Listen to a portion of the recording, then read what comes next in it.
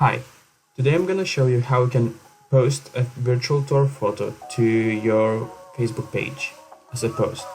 I came across a few problems, so I would like to share a way how I went and solved them.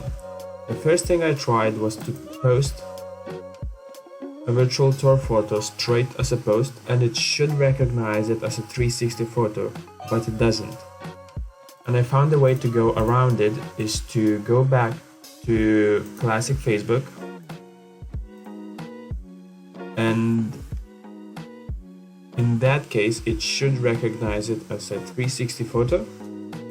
So let's try to do that again.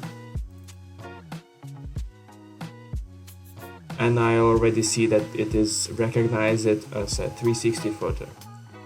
So I hope that's helpful, and if you do have a virtual tour, I would suggest you to ask for 360 photos as separate files to make sure that you can use them as separate posts on the Facebook page.